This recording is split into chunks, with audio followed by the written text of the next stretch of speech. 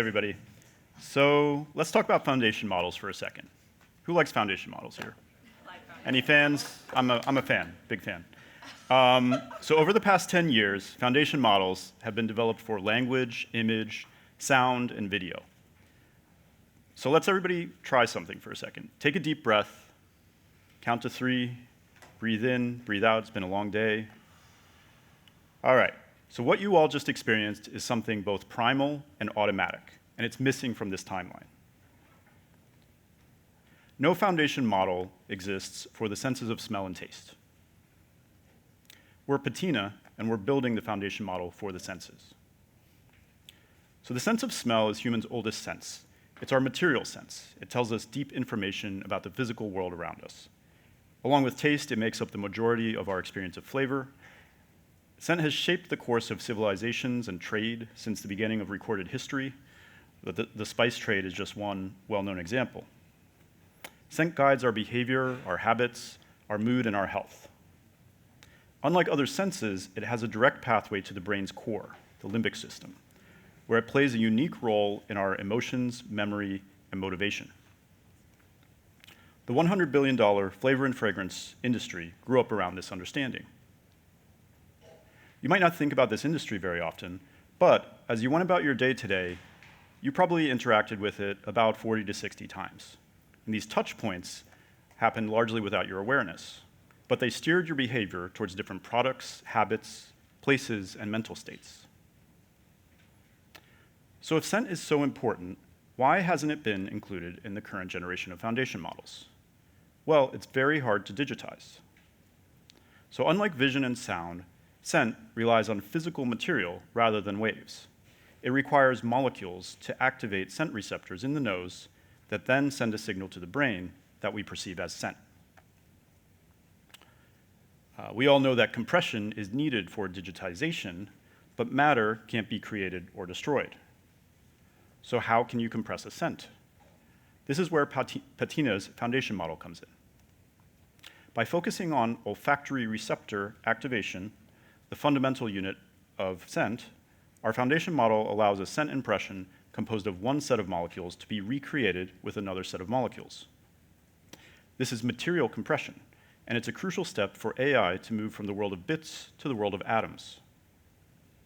A solution we've developed is a format we call the scent photograph. It's 400 pixels, and each pixel corresponds to one of the 400 scent receptors in the human nose, 400 types of scent receptors. The darker the square, the higher the activation. Adding another 2 rows for taste receptors allows us to also encapsulate the experience of flavor. So using this format, we can encode any scent or flavor that a human can possibly experience. And we can use it to match any scent and recreate it with other molecules. In other words, we can compress a scent. So what can we actually do with this model? So there's 3 areas that we'll talk about today: sensory replications, never-before-smelled molecules, and cosmetic actives and therapeutics. So let's talk about a real-world application.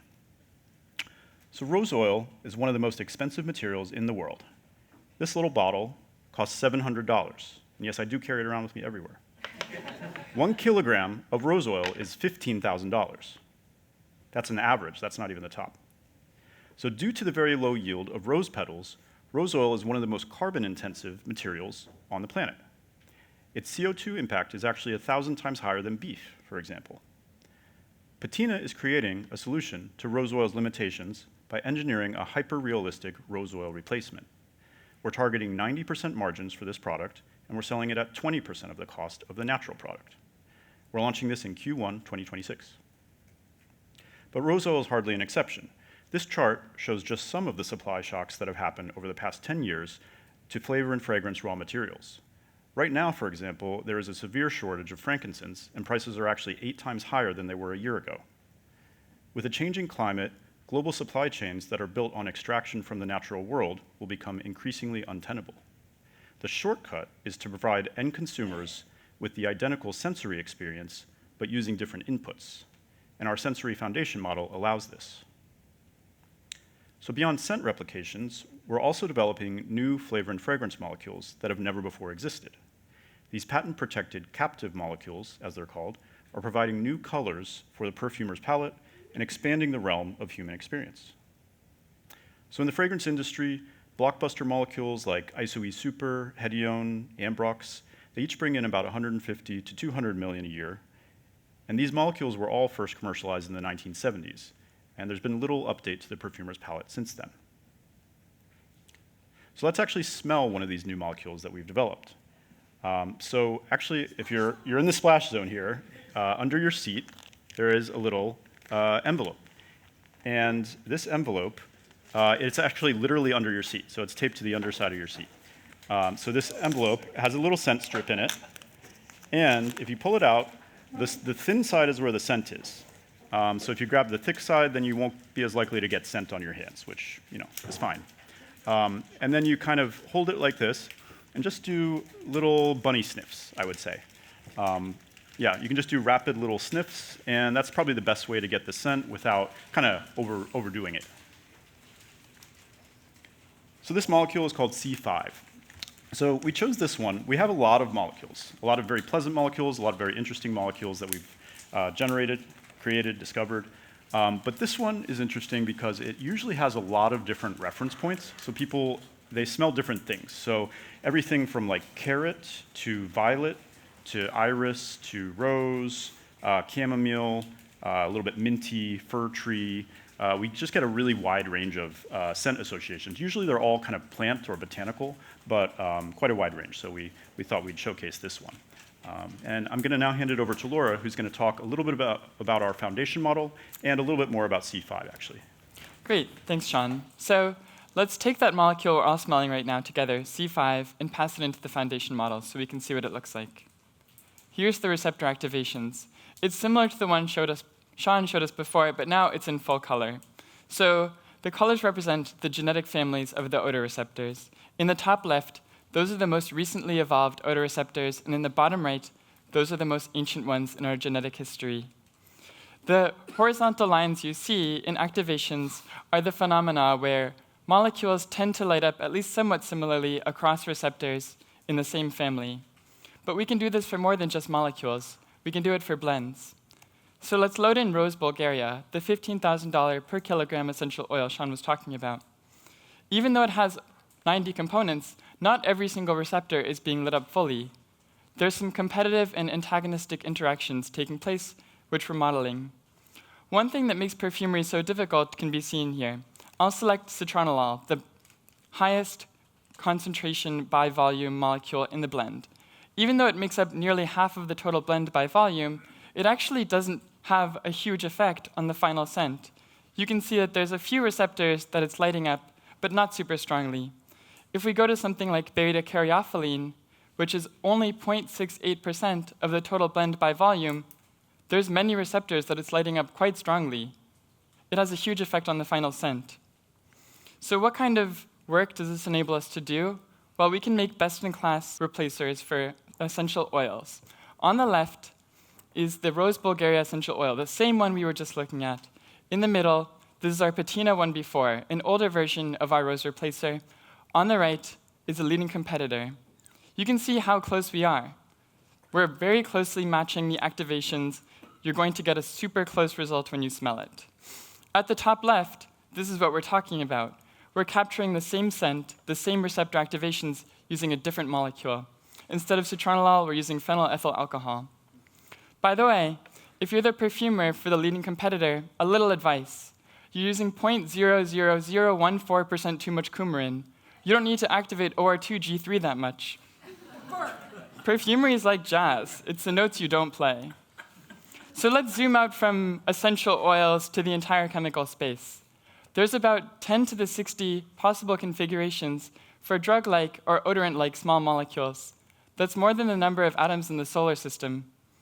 We can pass in a subsample of about 500,000 molecules into our foundation model and project the embeddings into the two-dimensional plane. Basically, we're looking at what a small section of the chemical space looks like. If we color this by odorant likelihood, it becomes more interesting.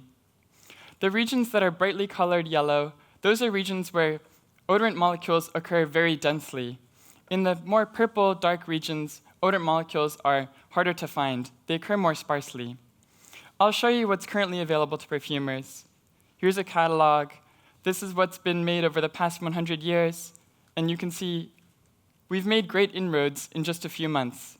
Our molecules go much further into the space. When we look at the desirability, though, of what's available, the picture totally shifts. Here I'm showing a score, basically just the pleasantness times the intensity of a molecule. The more pleasant it is, the more the consumer is going to want to purchase the product. And the more intense, the less you have to put into your blend to get the same result. It's better bang for your buck. It's interesting to note, though, that the most desirable molecules occur in the regions of chemical space where old-school trial and error methods failed to explore.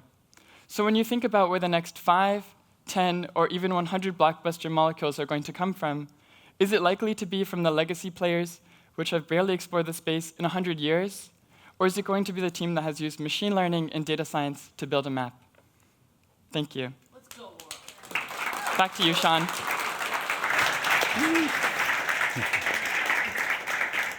Cool. Thank you, Laura. That was great. All right, so we've talked about scent replication, and we've talked about completely new molecules, but there's one other area that I'd also like to talk about. So some surprising research has come out in recent years that shows that the same olfactory receptors that are in the nose are also found elsewhere in the body. In our skin, 10 types of these receptors have been discovered, and in particular, one of them has the demonstrated ability to renew skin and accelerate wound healing when it is activated by the right odor compounds. Using our platform, we've developed a molecule that we call S2. S2 is 150 times stronger than the next strongest known odorant molecule for this receptor. It has the potential to be a new anti-aging cosmetic active, but without the irritation that comes with retinoids, because it acts through a different pathway. So I'll talk a little bit about the team. I'm Sean Raspit. I'm the co-founder and CEO. I'm an inventor, artist, founder, and flavor scientist. I've spent 12 years studying and designing scent molecules. Previously, I was CTO at Simulate. I was a founder of Non-Food and a flavorist at Soylent in its early days. And Laura Sisson, co-founder and CTO, has been coding half her life. She has 9 years experience in the software industry, previously at Google. She's published scientific papers on AI and scent, and she was also the founder and machine learning lead at Smellotron. So as Laura and I have dived into the world of scent and chemistry, we've found one counterintuitive fact to hold constant. In order to fully capture the complexity of the natural world, you have to actually invent new molecules that don't yet exist in nature. So now we'll hand out another scent on scent strips. So the scent you're about to smell uses some of these new molecules that we've developed in order to simulate a natural environment. So I'll let you all take a few minutes to smell it and for it to be handed out. And while you're smelling it, just think of like, what does it conjure for you? Don't be shy now. Yeah, so after you've had a chance, you can, if you have an idea, feel free to shout it out. Would love to hear it. Roses. Fish, roses, beach, roses, that's interesting. Yeah, swamp, yeah. It feels like the beach. Like The beach, seaweed, oysters. Yeah, yeah, great, great. Cool. Yeah, excellent, excellent. So yeah, yeah. It's overwhelming also, yes, yes. That's great. We want that. Yeah, so you all just smelled the exact scent, same scent, and yes, it was designed to be an ocean, specifically a kind of rocky, cold ocean. So rocky shore where there's waves crashing. I was kind of thinking, Northern California, that was the target. So anyway, you all just smelled the exact same scent, and you had essentially the same olfactory receptor pattern. Your brain automatically pattern matched this activation pattern to another time when you had a similar one, a memory.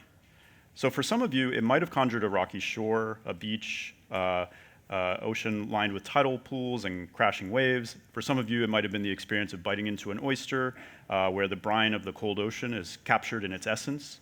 And for others, it might have been a saltwater aquarium that you visited in your childhood. So whatever the feeling you had, your response was automatic, unmediated, and primal.